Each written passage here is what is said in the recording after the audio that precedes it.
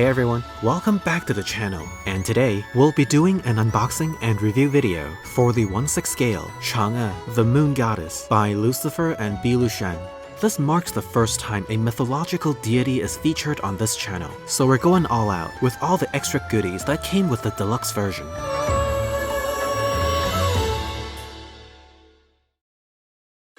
The tragedy of Chang'e is one of the oldest myths from ancient China. As centuries went on, many variations of this tale were told in many regions all throughout Asia. The one that I came across is actually a more wholesome version that's often credited as the origin of the modern-day Mid-Autumn Moon Festival. And I do apologize in advance if I mispronounce anything. I try over 9,000 times for some takes, but I just can't seem to get it right. So a long time ago, there were 10 blazing suns in the sky, making life really difficult on Earth. A brave archer named He took it upon himself to shoot down 9 of them, leaving just one sun behind as we know it today. And for his heroic act, the Queen Mother of the West from Mount Kunlun gifted him a single-dose elixir and told him that whoever consumes it will gain immortality and perpetual godhood, which was a message he relayed to his wife, Chang'e, when he returned home. But being the loving couple that they are, they refused to leave each other behind for a lonesome eternal life. So they decided to stow it away for good. But one day, one of He's apprentices, by the name of Feng Meng, learned of the elixir by eavesdropping on the couple and wanted to steal it for himself.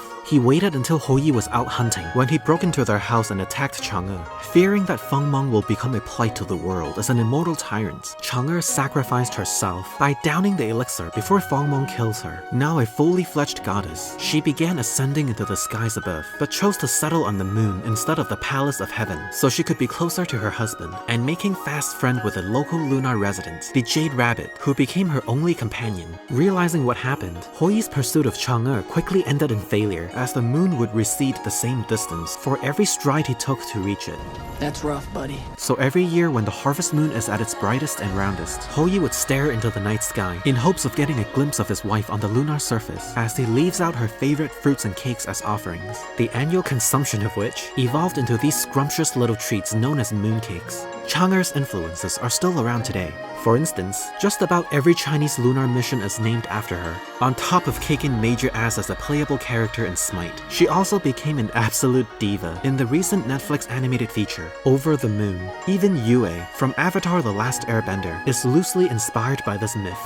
Then came 2021, when Lucifer and Biluoxian brought Chang'e into the 6 scale format. The deluxe box is so huge, I can't even fit it into my lightbox. Here's local resident tall dude Sephiroth for scale. But when you take everything apart, the contents are not nearly as big. The core of it all is the base figure from the standard or Gufang version, meaning lonesome, which is built from a TB League seamless body that you can repurpose into her alternative setup from the deluxe, or Bunyue version, meaning Moonstride. However, I'll be using a second figure body so I can have both side by side. Lucifer never officially stated which body they used, but I think I cracked this one with the S07C model. The skin tone, proportions, and even the detailed secret parts are identical.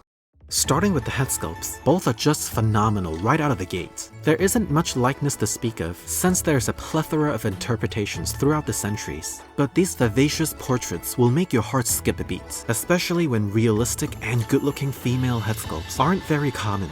Not to mention, expressions with semi-closed eyes are notoriously difficult to pull off, but Lucifer had nailed it without making the portrait look weird or creepy.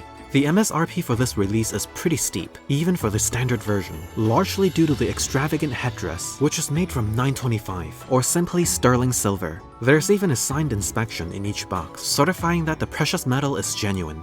The deluxe head sculpt is less flashy, but equally appropriate, with a green plastic hairpin representing jade, a twin floral hair bridge, and 2 hair loops braided onto each side. As for the costume, the standard version is exotic to say the least. The dark green chest piece with a bright red lotus print serves as a platter for the lavish necklace with its many dangling threads, combined with the armbands and bracelets, which by the way are all sterling silver. The profile on the upper body is simply dazzling. The colorful layers on the back are held together by way of a wired knot on the front. The chiffon dress is adorned with a floral pattern and slits that open from the sides, providing an option to tastefully unveil the legs. And finally, there are 2 wired ribbons that you can wrap around Chang'e in any way you see fit, and thus completing the picturesque presence worthy of the moon goddess herself. Now for the record, the standard costume is a far cry from the fairy-like Tang Dynasty clothing that Chang'e usually wears, and this is where the deluxe costume come in. Starting with the inner pieces, this pink bra is more reminiscent of the traditional underwear from Chang'e's time, which also makes for a great option as bathing wear.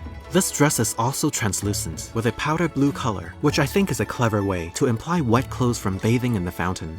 Then there's the gown and coat, both of which are once again transparent in light blue and white highlights. There's even a wire in the coat for holding those floaty poses. The ring-like necklace is also made from sterling silver, but this one is simple as it is elegant. This tassel by the waist and this sash with a jade decoration are also period accurate. The sash is supposed to wrap around the coat, but I did find it to be a little too tight, so I took the liberty to strap it inside the coat, as to relieve some stress on both the body and fabric. This costume also comes with its own matching purple ribbon, so regardless of which setup you choose, Chang'e will look like she jumped straight out of a painting into real life. You can even mix and match between different head sculpts, which in some cases looks even more faithful to her usual depictions. For the accessories, both versions come with this musical instrument known as the pipa, which is kind of similar to a lute. In fact, the music you're hearing right now has a dash of pipa in it. The pear-shaped body is embellished with some beautiful prints, with some quality wood grain on its rounded back. The head is decorated with a piece of jade, with a red tassel hanging by the pegs. Together, this pipa adds an air of harmony onto your display. But the real deal is what comes with the deluxe version, so let's start with this hefty base that is sculpted in the image of a pond known as Hanqi, or Frosty Fountain. This thing looks like a tiny slice of paradise. The pond is somewhat clear, with smooth edges for water spilling over, a dragonfish in the middle, and some lilies on the rippling and shiny surface. The rock formations are also very detailed. It's also got a velvety underside, promptly featuring the Biluoxian logo. The whole thing is made of some kind of resin, which explains the weight. The first thing that goes on here is this old-style lamppost, with a bulb that doesn't have a switch, so the only way to turn it on and off is by sticking this battery separator into the bulb.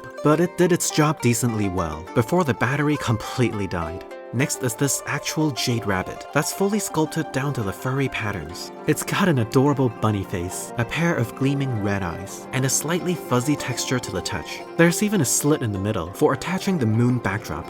Next is this halo, which is usually a symbol of radiance, which in turn is a mid-drop, so to speak, for the real backdrop that is the moon itself. This magnificent piece is complete with a sculpture of the Guanghan Palace, which is Chang'e's home on the moon, and of course you can light this thing up with this wooden backlight at the cost of just 3 AA batteries. Lastly, Lucifer provided a mount, a display stand, and all the necessary tools to bind everything together. This setup does take a while, but it is every bit worth it because the end result is nothing short of amazing. The absolutely stunning display makes this figure one of the most artistic pieces that I've ever had the pleasure of owning.